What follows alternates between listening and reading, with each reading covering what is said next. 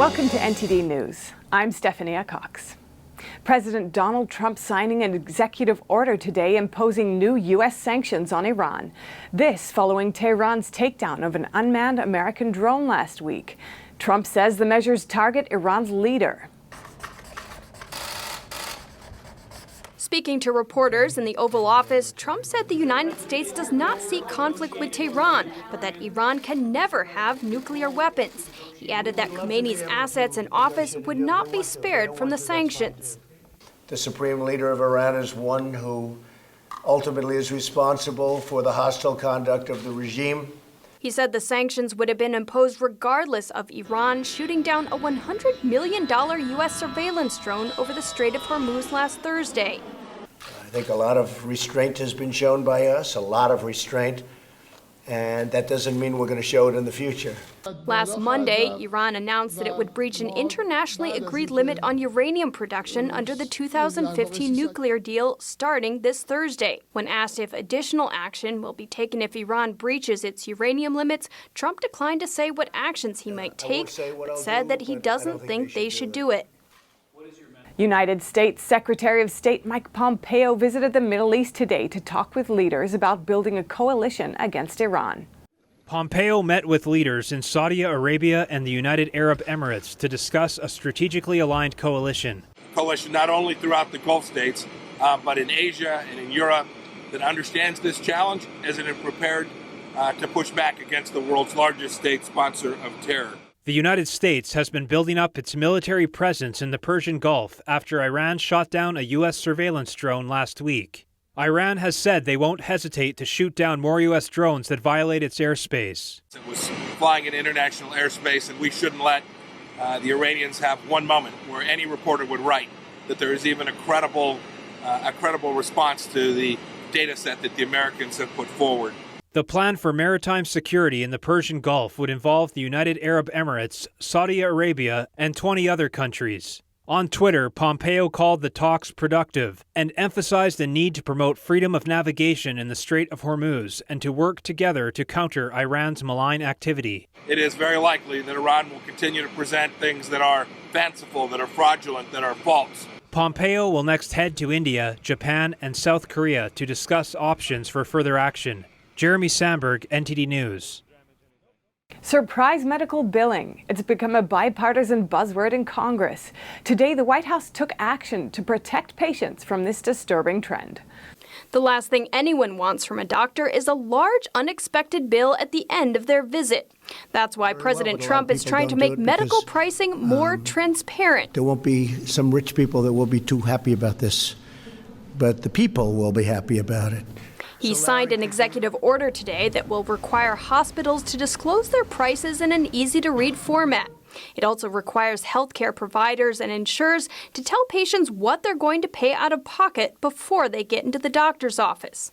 This economist estimates that when prices are transparent, they're about 40% less than what an insurance company might pay.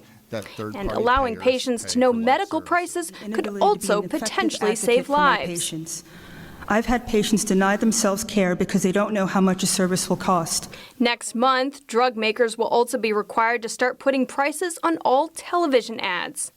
Holly Killam, NTD News. Democrats in Congress are no longer calling the conditions at the southern border a manufactured crisis, but it has still taken Congress months to even consider legislation to do anything about it. NTD's Holly Killam has the latest on where Congress is at. Customs and Border Protection has been sounding the alarm since March that it needs more money. We are doing everything we can to simply avoid a tragedy. This red line shows the surge in migrants that is not just overwhelming their system. My facilities were never built to house this demographic. But has created what many in Congress now agree is a humanitarian crisis on the border. When I was there, Coast Guard were working off of a table with some chairs as it relates to health care. 3 months later, Congress is finally taking action. Last week, the Senate Appropriations Committee approved a $4.6 billion package for humanitarian aid at the border. Senate Majority Leader Mitch McConnell said last week that he hoped the whole Senate would vote on it by the end of the month. He urged the House to do the same. One House Democrat from a border state has likewise admitted its left flank of its own conference has been the stumbling block. The House is taking its first step in that direction. This evening, the House Rules Committee is set to take up a bill that would give $1.2 billion for border relief. However, even if it passes the committee and the full House of Representatives, the two bills will still need to be reconciled and one version passed in both chambers. Meanwhile, the Department of Health and Human Services said it's set to run out of funding to care for migrant children by the end of the month if Congress doesn't act. Holly Kellum, NTD News. A major sex trafficking bust in Tampa, Florida today. 85 people were arrested in an investigation that started in January. Good morning, everyone, and thank you for being here to help us cover such an important issue. Hillsborough County Sheriff Chad Chronister announced at a press conference today that the 6-month-long operation, dubbed Operation Trade Secrets, was aimed at identifying sex trafficking victims. In addition to human trafficking, various other charges were also doled out. Arrested individuals are facing charges including drug and weapons possession, human trafficking, sex trade-related charges, possession of counterfeit currency, and possession of child pornography. Whether you live here, are vacationing, or visiting for any of our large upcoming sporting events like WrestleMania or Super Bowl 55, there is zero tolerance for this type of predatory behavior. Chronister said to take the operation as a warning and that the law will catch up to perpetrators. Our message for anyone involved with the despicable practice of human trafficking: stop, because we're coming for you. According to Hillsborough deputies, arrests were made at hotels, massage parlors, strip clubs, and adult bookstores in the Bay Area. Today, a man accused of plotting a terrorist attack on the United States Embassy in Belgium has been arrested. NTD's Miguel Moreno has more information on the man under investigation. Brussels has been under heightened security since the 3 suicide bombings that left 32 dead in 2016. And today, a man who has been under police surveillance for some time has been arrested. Only the man's initials have been released, MG. Although he has denied allegations, a state broadcaster said he was recently spotted acting suspiciously near the U.S. Embassy. Belgium's anti-terror police collected enough information to foresee an imminent attack on the embassy, then made the arrest on Saturday. Another man was arrested last Thursday in Brussels after officials recovered a small amount of explosives on the side of a busy railroad track. Based on the small amount of explosives, suspicions of terrorism were dropped. The United States Embassy so far has not publicly responded to the possible plot. Miguel Moreno, NTD News. Mounting deaths in the Dominican Republic. NTD's Miguel Moreno has the story on the rising number of Americans who've died vacationing in the Caribbean paradise. At least 8 American tourists have died this year, many reportedly feeling sick before death. Most recently, a 56-year-old from Long Island, New York. Some of the victims fell sick after having a drink and some after swimming. At least 3 deaths are still under investigation, while others have been declared to be from natural causes. The Dominican Republic's tourism ambassador said that the number of deaths in tourists is not abnormal. Se está planteando de una cantidad súper exagerada y se ha dicho que ha sido una especie de avalancha de muertes que ha habido en la República Dominicana. The FBI has sent agents to help Dominican authorities with their investigations. Miguel Moreno, NTD News. For 2 weeks in Hong Kong, millions of people have been protesting pro-Beijing policies. Now in Taiwan, 100,000 people were in the streets to protest interference from mainland China.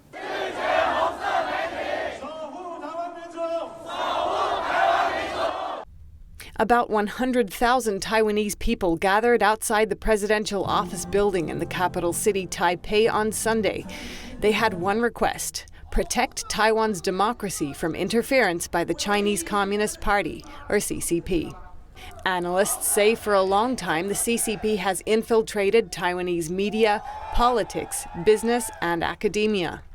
One of the key areas, they're trying to undermine public trust in democratic institutions in Taiwan, trying to undermine the will to resist by basically creating the impression that, unification is ultimately inevitable, so resistance is futile.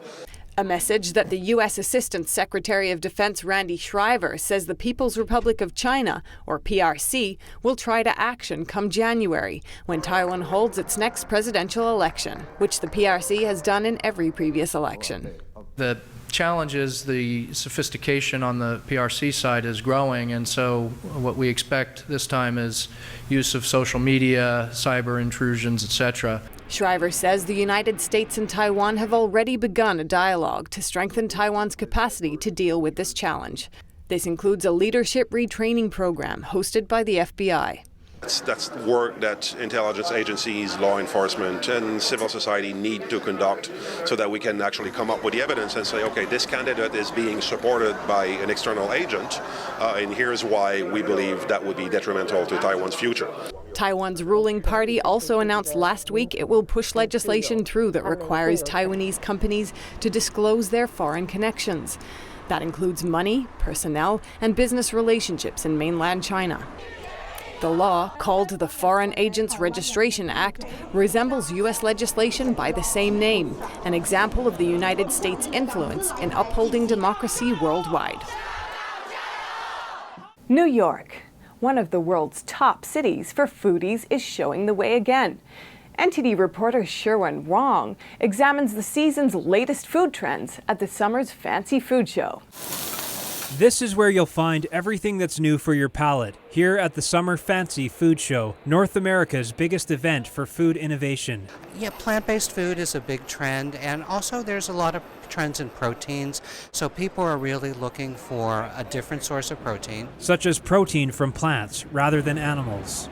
But because people nowadays don't want to eat too much meat, so we have the other option for everyday consumption. That could be plant-based products replacing meat. Asian flavors are also becoming more popular, especially in the United States. The seaweed has now become much more, it was originally an ethnic product, now it's become much more multicultural. It could be a healthy alternative for snacking. So there's a lot of trace minerals and minerals within the seaweed itself. It's a very, very low-calorie snack. And for pâté lovers who are a little more health conscious. This vegetable pâté is a great summer item. We call it our white wine pâté. It's perfect with white wine or a little champagne. This one's carrot, spinach and broccoli, and cauliflower. This year's Summer Fancy Food Show has about 180,000 products from 2,600 exhibitors. NTD News, New York.